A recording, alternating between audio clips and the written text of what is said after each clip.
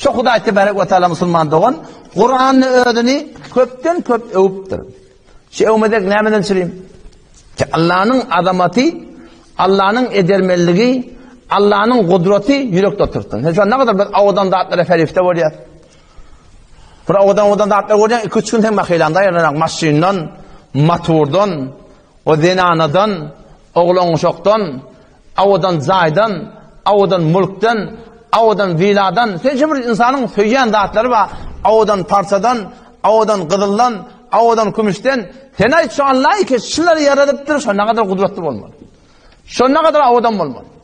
Allah Teala öýde musulman dogan Qur'an öýe, maksat näme? Maksat Allah'ın halıklığı, Allah'ın malıklığı, Allah'ın razıklığı, Allah Teala'nın feryat resliği, alem jahan şonuň elneligi, hemme şonuň elneligi. Ondan başga hiç kim elinde zat ýoklugy şu ýürekde oturmaly musulman. Ondan gönderip oturmaly zat näme? Allah tebarek we taala şu kudretini aýsýarlar, size öwrläp zindigi wagt etdi Hudaý Taala. Öwrläp dirilmedi diýe. O zaman näme bolýar? Öwrläp dirilme bolany. Öwrläp dirilme bolany meşakkat bir zatda. Biz onna amadegi görmedik. Teýýarlyk görme bolýarmy? Wagty hakykat ýürekde tursa, awalem yarallazina kafaru aya kafirler görmeýärmi? Awalaysallazî halaqas semawati vel ard aya ol zaty ki asmanlar yer yaradypdyr. Biqadirin ala an yakhluqa mislahum aya şolalla qadir dämi? Yamaşlardan şuform yaratmaklara diýer. Awalem yarallazina kafaru awalem yaraw aya kafirler görmeýärlermi? Ennallâhellezî halaqas semâvâti vel ard bişekulallahi ki asmanlar yaradypdyr, yer yaradypdyr. Ve lem ya'ye bi halqihinne yaratmakdyr ýadamapdyr. Bi qadirin ala en yuhyiyel mevta ay şolalla qadir däp öller dirilmekdir. Şol Hudaý Taala bizi mesir zindegimizi muşakkat edipdir ki bennem sen ilerlekem ölecek. Sen bize Allah'a karşı öwürlik gelecek. On şu taýymda musulman dogan meni seni şu dünýä şondan çymy berdirdi. Allah Taala özüni öpdi, kudretini aýdypdy, öwürläp diýletjekini aýtýarsyň hemmesi insana bir zihin neşin bolmadan çyrym ki insan sen bihude ýaralanýar. Afa hasibtum annama halaqnakum abata. Aýsy güman etýärsiň Allah Taala bizde bihude ýaradan maqadip wa annakum ilayna la turja'un bize öwürlik getirilmer diýen güman bolan. Ahyryň aýy Qur'an näme hagawy? Qur'an 23 yıl iniptir. 23 yıl iniptir. Bir ahirin ayı Qur'an ki ondan sonra Qur'an inmeptir. Şu näme bolsa Allah Taala nämeden gorkutsa gowy?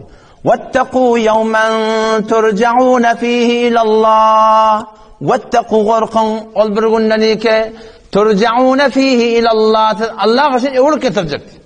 Şol günden gorkan diýip Hudaýmyň. Şol günden gorkun diýip musulman dogan. Ondan şu taýdan marahim şol güne teýýarlyk tapmadan çyrym bir gelipdir. Şu maksat eger ýürekde oturan näme bolýansan? Anhatça kurun da hakykat ýürekde oturan Allah'ın azamaty, muhabbeti, edermelligi, öwrläp dirilmeklik zindegiden maksat belli bolýar. Bir de şu dünýä zindegi etmeden çyrmy bermedikleri belli bolýar. Biz zindegi bejermeden çyrmy bererlik belli bolýar. Bir de Hudaý Taala şu dünýä zindegi etmeden çyrmy bermedi musulman dogan. Bir Allah tebarek ve teala zindagi becermeden çymy berdi. O zaman sana rahmetler yengil çökönýär. Bak imanın şu yürekde jaýlasa, şu kızgınna, şu tawukda, şu uksuzlukda mescide gelmek, cemaate gelmek, günnedin ulak wagtlaryny arada tutmak, günnedin kızgın wagtlarynyň namehreme görmejek bolup, jelbap giyip, ýüzüňi örtüp, şu forum zehmete galmak. O şoňa men deswalahym halal galanjak bolup, halal ejek bolup, köpden köp peýdadan galmak. Allah Taala aýdan näwra boljak bolup, ukdan galmaklyk insany süýji bolýar. Eger agramda düşse nämet ya, adam şoňa zydaşyp gelýär. İmam atly ýürekde oturdy. Reşwa ýanynda görýärdi ki, bir adam karger bolýar, karment bolýar. Ne kadar rahmet çekýär. Şepkarda oýtara durýar. Edafa postda durýar. Edafa kaýda durýar. Ve şol işin ellenmermejek bolup ne kadar rahmetler çekýär. Olgu boljak bolup ne kadar aladalar etýär. Nämeden çyrym? Enälekem öwde aýlyk bar. Şol seri borç burada beriljek, şondan çyň musulman dogan rahmet çekýär. Bilen hemşi rahmetlemin, şoň hemmeti şol hakykatdan çyrym. Keýnälekem bir öljek, ölümünden soňra bire jaize bar musulman dogan. Bire hesap kitap bar. Agas ata mindirseler gelmedi yola gönderseler. Akıtacaklar çok kabristana karşı.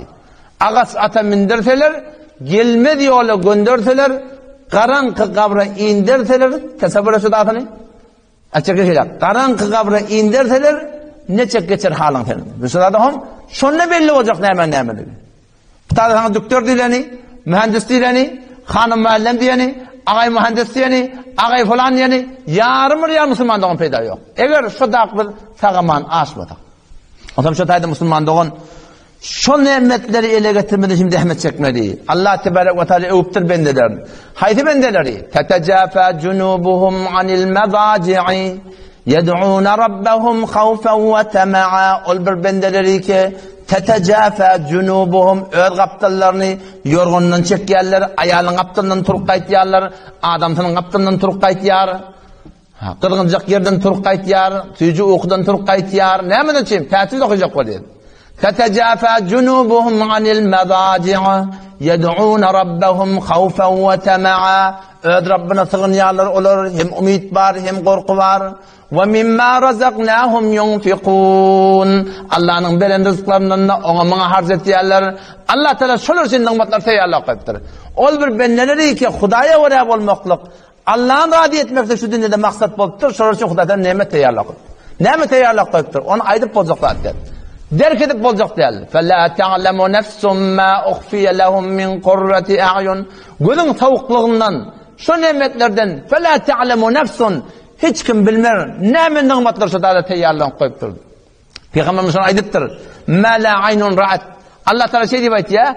اَعْدَدْتُ لِعِبَادِيَ الصَّالِحِينَ. Men salih bendeleme, kav bendeleme teyyarladım. Ne mani? مَا لَا عَيْنٌ رَأَتْ. Gözün görmedik zadi. Nerede tavsiye etmez Allah'ın? وَلَا عُذُنٌ سَمِعَتْ. Kulun şu adı çelim işitmedik zadi. وَلَا خَتَرَ عَلَى قَلْبِ بَشَرٍ. Yüreğe düşmedik nimetler. Hudaý tebarek ve taala o 7 kat asmanyň üstünde cennet koyupdyr Müslümandığın. Bizim taadaşymız şu taada, şonu ele getirmeni zahmet çekmeli.